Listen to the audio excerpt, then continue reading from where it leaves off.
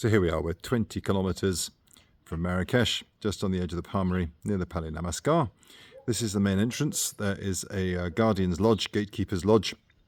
There's a bedroom on the left-hand side, a living room on the right-hand side, a very small shower room, and a tiny kitchen, but it is self-contained, has power, light, and it functions.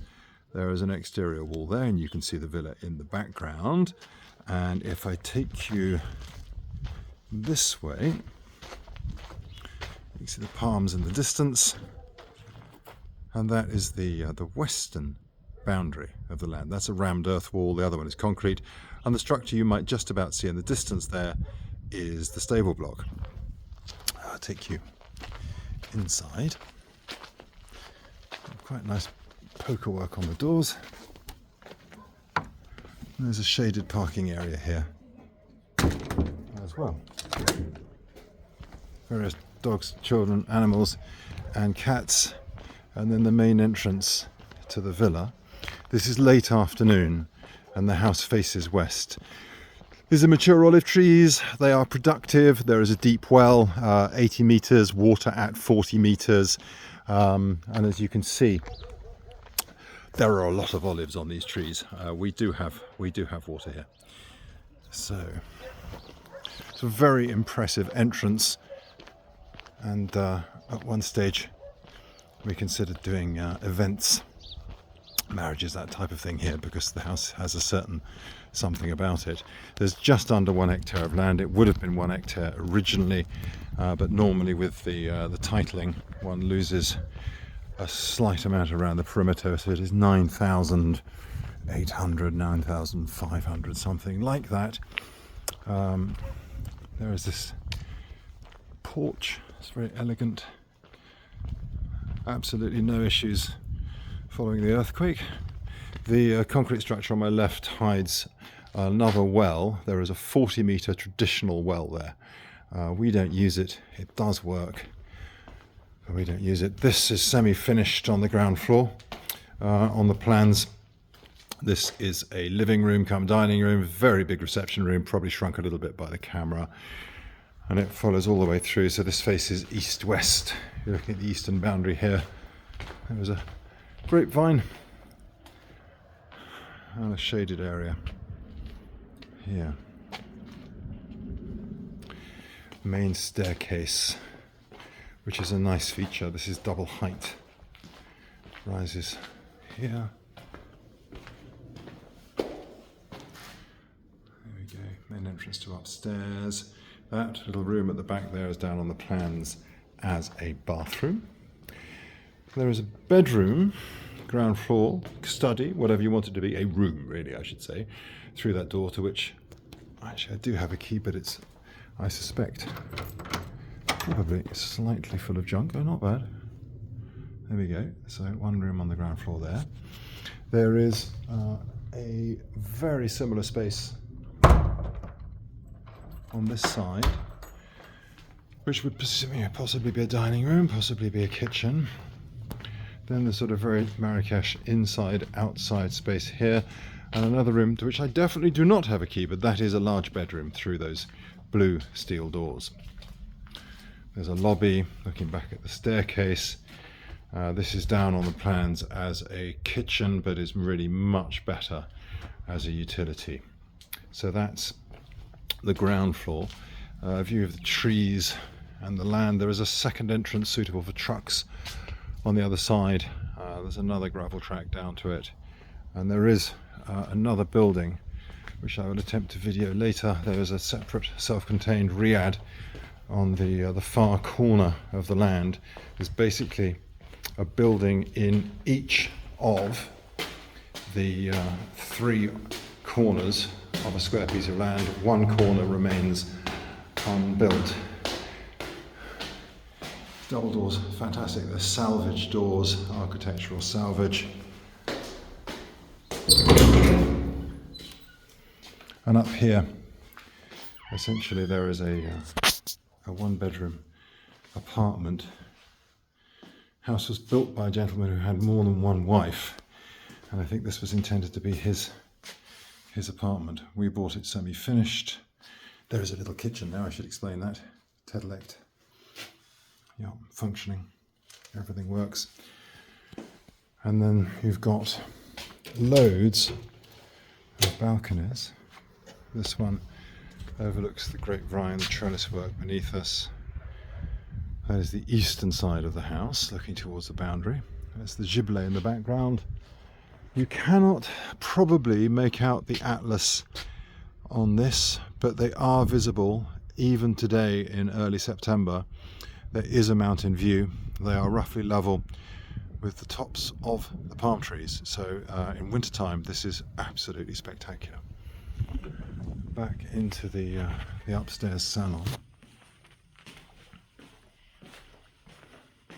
Fireplace in the corner works very well. This is all traditional green Zelige. Another set of salvage doors. Sorry, it's rather dark in here to keep the heat out. But there is a large bedroom here with an ensuite bathroom. Yet another balcony. This one faces north, yes. There are big arched windows here, but with blackout curtains to keep the heat and light out in the morning, because this room faces east. Fitted wardrobes, there's doors, and an ensuite bathroom. Beige Tedelect. This is a shower cubicle, just in case it's not obvious. There we go, there's a shower in there. I'll take you out onto the front terrace. Very bright out here at the moment, hence the curtains are drawn. Cat by separate negotiation. Huge terrace area, so this could potentially very easily be built on. I'm standing now on top of the entrance porch. You may, against the sun, see the gatehouse in the distance there, and you may also catch a glimpse of the stable block in the distance down there, the Riad. And then if I turn you back, you've got one very friendly cat and the upper facade. There is space either side to add another bedroom and bathroom if you wished. No access to the roof, but there is this dome which is also reflected inside.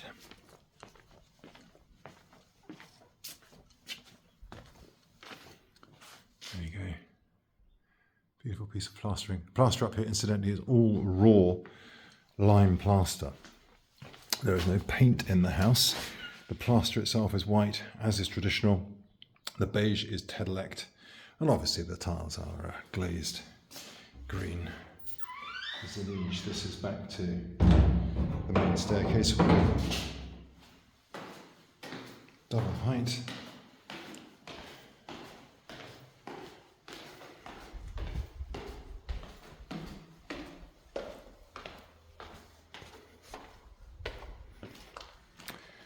And I will take you back down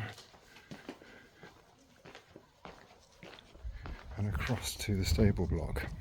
As I said, it is just under 1 hectare. There are 2 entrances, there are 2 wells, there is goutte-à-goutte drip irrigation more or less throughout the entire parcel, and there were 250 trees. I think we may have lost 1 or 2 of the oranges before digging the new well, but the olives have survived very well. There are also pomegranate trees, there are fig trees, but the majority of it is olive with bougainvillea decoration just for fun. There we go, there's a pomegranate, or several pomegranates growing on the tree. Very tough, resistant tree. Some of the goutte-à-goutte irrigation system.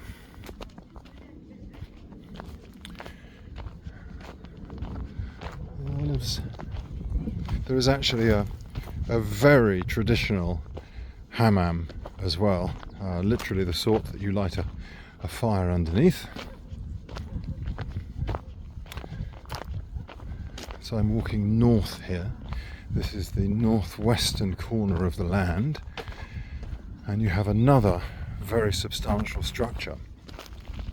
So this could provide a lot of bedrooms, or a separate dwelling. It's actually down on the plans for some reason as a stable block, but it has nothing really in common with any stable block that I've ever seen. It's being used for what's politely described as agricultural purposes at the moment, so a little difficult to visualise. Beautiful old olives. There's some really, really old olive trees in here. It's really being used as a barn, but there is a huge courtyard space, the far side of which here with the windows should really have a couple of bedrooms and a couple of bathrooms in. And then the main building, which is devoted to chicken production at the moment and rabbits, but could provide either more bedroom space or reception space, open plan reception and kitchen. But as you can see, modern construction. This is all poured concrete with concrete block infill, very strong, no issues with earthquakes. And this side they actually did do the external wall, so all it needs really are the internal walls and roof structure. And this is another easily 2 bedrooms and 2 bathrooms in the centre. I hope that gives you some idea. Haystack, should you wish to be self-sufficient. And the size of the trunk of the olive, that's probably a 300-400-year-old olive tree. So, not overlooked, no near neighbours, 2 accesses. You can get to the house either via the Palmery and the road to Palais Namaskar, or alternatively you can go to Villa and turn left off the main Fez Road. That interesting property. Not very many like this. You can see the house, the main house, in the distance, hopefully through the trees ahead of me. This is late afternoon light, and we are right at the end of the summer here, so everything's a bit dry and crunchy, but you can see how green the trees are, and the rest of it will green up as the temperatures die down in winter. There is more land available to purchase, incidentally, nearby. The owners of the small parcel, 5,000-ish square metres, just east, are available to sell, and also to the south they are happy to sell. There we go, the villa looms through the trees. We have also a public water connection in addition to the wells, and there is a mains 3-phase electricity connection. Drainage is by Fosse Septique, which works very well. There we go. Please don't hesitate to get in contact if you have any questions.